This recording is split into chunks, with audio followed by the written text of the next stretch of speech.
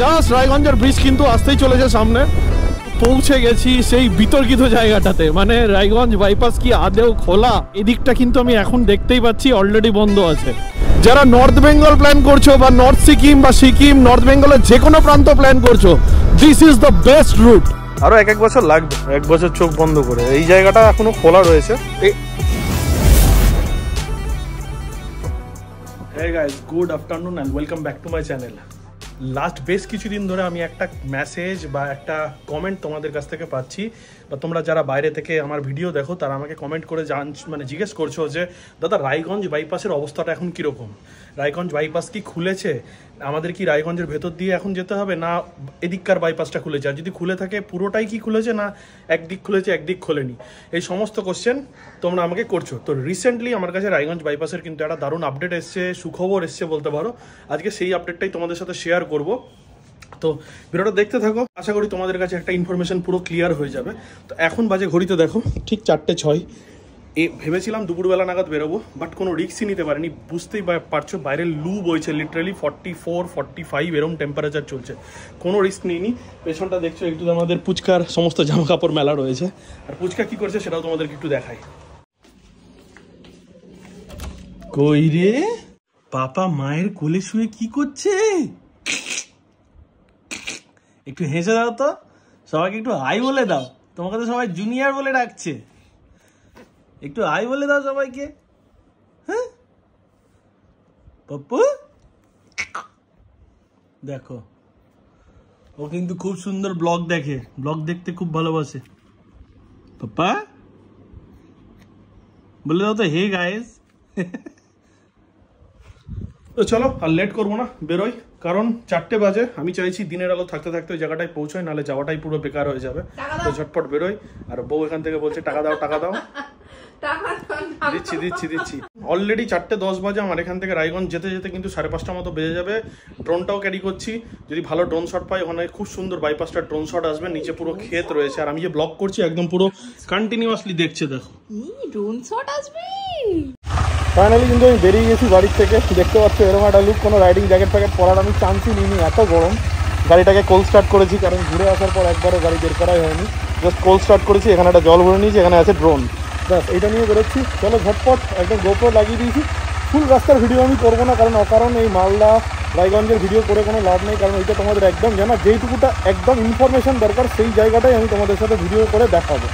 চলো ফাইনালি কিন্তু আমরা এসে পৌঁছে গেছি ইটাহারে। আমি মালদা টু ইটাহারের কোনো ফুটেজ নিইনি, কারণটাই হচ্ছে এই জন্য কি এই মালদা রায়গঞ্জের সমস্ত রাস্তা তোমরা চেনো, প্রতিটা জায়গা তোমরা জানো, তাই আমি ওর কোনো রকম ফুটেজ নিইনি।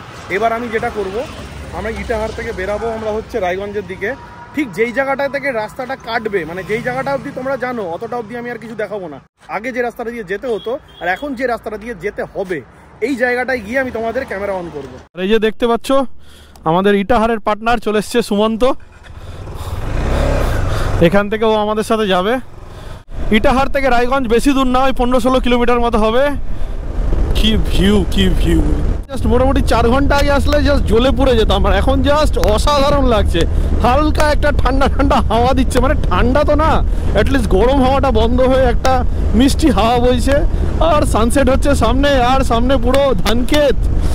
ওয়াও জাস্ট ওয়াও লাগছে দেখতে, জাস্ট ওয়াও।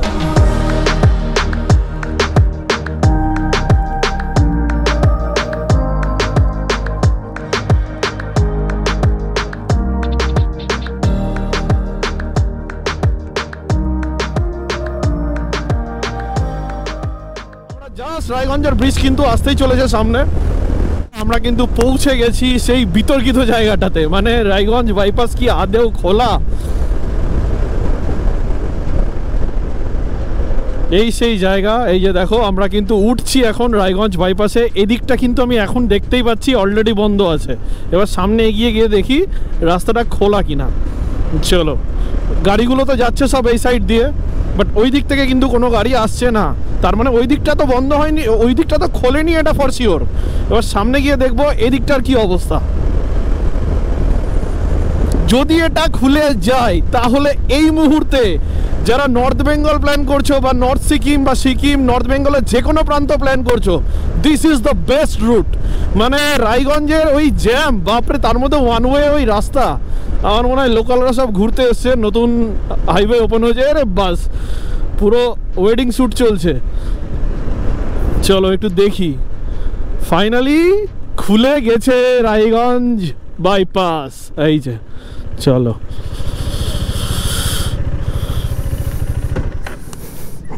একটু দেখে নিই আমরা এবার। তাহলে ফাইনালি খুলে গেল বাইপাস। এটা দিয়ে ওয়ান ওয়ে দিয়ে যাচ্ছে নাকি? আর ওদিক থেকে যারা আসছে সব এটা দিয়ে যাচ্ছে? ও, এটা কবে খুলেছে? পরশুদিন, কালকের আগের দিন। এদিকটা কাজ একটা, এ তো অনেক দিন বাকি মনে হচ্ছে এদিকটা। সুমন্ত কি বলো, এটা কিন্তু খুশির খবর একটা, মানে আমাদের জন্য খুব খুশির খবর। মানে যারা আমরা এই north Bengal north Sikkim plan করছি তাদের জন্য কিন্তু ভীষণ খুশির খবর। অ্যাটলিস্ট তোমরা ওই রায়গঞ্জের আর ওই ওয়ান ওয়েতে আটকাতে হবে না, এটা দিয়ে কন্টিনিউ তোমরা বেরিয়ে যেতে পারবে। এই যে দেখো সব লোকাল লোকজন এসছে, ভিড় করে জায়গাটা দেখছে। অ্যাটলিস্ট নতুন ওপেন হয়েছে তো, মানে বহুত, মানে এই রুটের সবচেয়ে পুরনো জায়গা যেটা নিয়ে সবাই টেনশনে ছিল, এই রায়গঞ্জ বাইপাস।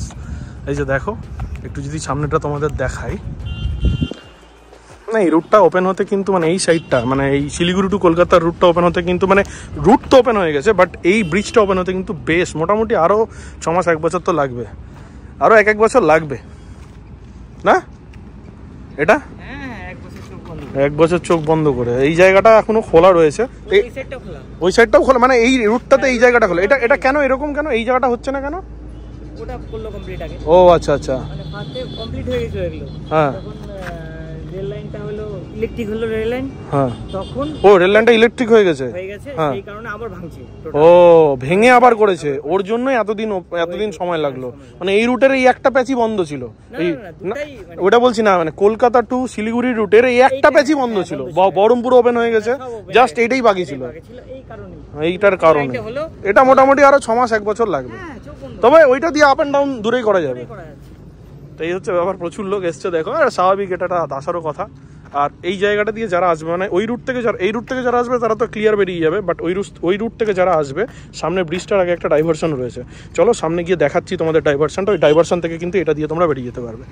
অ্যাটলিস্ট এটা বলতে পারি যে আমিও যতবার যেতাম এই রায়গঞ্জ নিয়ে টেনশনে থাকতাম। মানে এখন এত সুন্দর রাস্তা হয়ে গেছে না, আগে রায়গঞ্জটাকে কোনো ম্যাটার হতো না, কিন্তু রাস্তাটা এখন এতটা সুন্দর হয়ে গেছে, রায়গঞ্জের এই জ্যামটাকেও যেন আর নেওয়া যায় না। তো ওই জন্যই মানে খুব ভাল লাগতো না, মানে এই জায়গাটা আসলেই মনে হয় যেন গতি কমে যাচ্ছে। 15 কিলোমিটার রাস্তা পুরো আমাদের রাইডের পুরো 1 ঘন্টা সময় নিয়ে নিত, বাট এইবার থেকে কিন্তু পুরোপুরি মুক্তি। অ্যাটলিস্ট তোমরা যাতায়াত আরামসে করতে পারবে, বড় গাড়ি হোক, ছোট গাড়ি হোক, বাইক হোক, আরামসে যেতে পারবে। তাই এটা কিন্তু এটা আমাদের যারা নর্থ বেঙ্গল লাভার বা সিকিম লাভার তাদের জন্য কিন্তু এটা বিরাট বড় সুখবর। আর দেখছোই প্রচুর লোক পুরো ভিড় করে দেখছে। চলো সামনে গিয়ে তোমাদের ডাইভারশনটাও দেখিয়ে দিই। ফাইনালি কিন্তু তোমরা আপডেট পেয়ে গেলে, যারা প্ল্যান করছো। আজকের ডেট আমি বলে দিই, আজকের ডেট হচ্ছে 1 মে ভিডিও বানালাম, 2 মে এটা আপলোড হবে। তোমরা একদম প্ল্যান করবে, একদম ফাটিয়ে প্ল্যান করতে পারো। এই রায়গঞ্জ নিয়ে কোনো টেনশন, অনেকে রায়গঞ্জকে বাইপাস করার জন্য এদিক ওদিক দিয়ে যেতে, বাট যাওয়ার দরকার নেই, একদম এই রাস্তাটা এখন বেস্ট রাস্তা, আর কোনো শহরের মধ্যে ঢোকার প্রয়োজন নেই। চলো এসছি যখন, এত সুন্দর সানসেট হচ্ছে, একটু ড্রোনটা ওড়ানো যাক।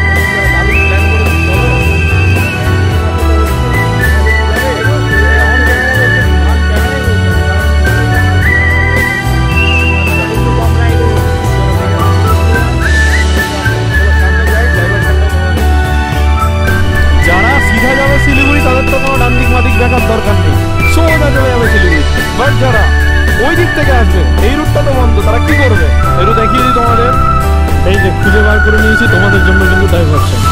এইবার তোমরা ক্লিয়ার হয়ে যাবে। দেখো দেখো ওই রুটটা দিয়ে তোমরা আসতে, ওই যে ওই রুটটা দিয়ে তোমরা কিন্তু শিলিগুড়ি থেকে কলকাতার দিকে যাচ্ছ। আমি আর একবার দেখিয়ে দিই তোমাদের। এই দেখো এদিকে একটা ইট ভাটা রয়েছে, এইটা দিয়ে তোমরা কিন্তু শিলিগুড়ি থেকে কলকাতা রুটের দিকে আসছো। এই দেখো সামনে এসে কিন্তু লেখা রয়েছে ডাইভারশন।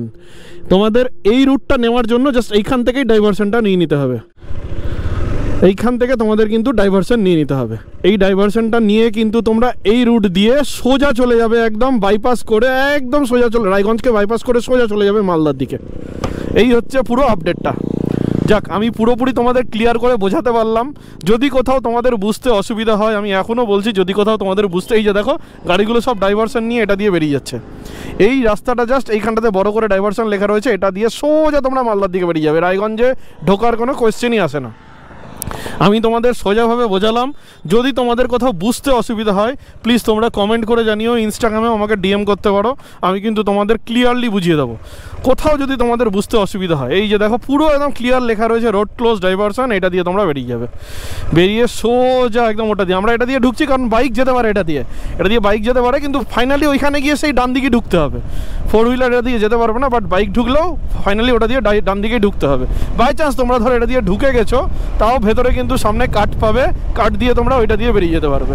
আমার একটা কর্তব্য, আমি মালদায় থাকি, আমার একটা কর্তব্য, যারা মালদা থেকে, যারা বহরমপুর থেকে, যারা কলকাতা থেকে, চাকদা থেকে, নদিয়া থেকে, কোথাও থেকে নর্থ বেঙ্গল প্ল্যান করবে বা সিকিম প্ল্যান করবে, তাদের কিন্তু এই রুটটা যে ওপেন হয়ে গেছে এটা জানানোটা আমার একটা কর্তব্য।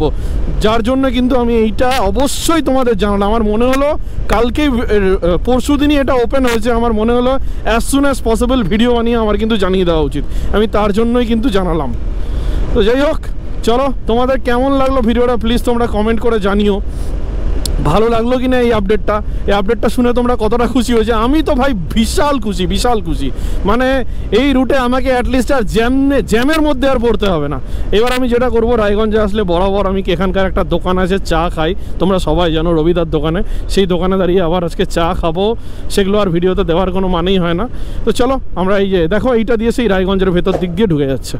তো ভিডিওটা যদি ভালো লাগে তোমাদের অবশ্যই কিন্তু এরা লাইক করে যেও, আর যদি চ্যানেলে নতুন হও, এই ভিডিও থেকে প্রথমবার দেখো আমাকে, তাহলে কিন্তু অবশ্যই সাবস্ক্রাইব করে আমাদের ফ্যামিলি মেম্বার হয়ে যেও, তা আমি অন্তত ভীষণ খুশি হব। তো চলো দেখা হচ্ছে আর একটা নতুন ব্লগ নিয়ে, ততক্ষণের জন্য প্রত্যেকেই ভালো থেকো আর রাইড করতে থেকো। টাটা।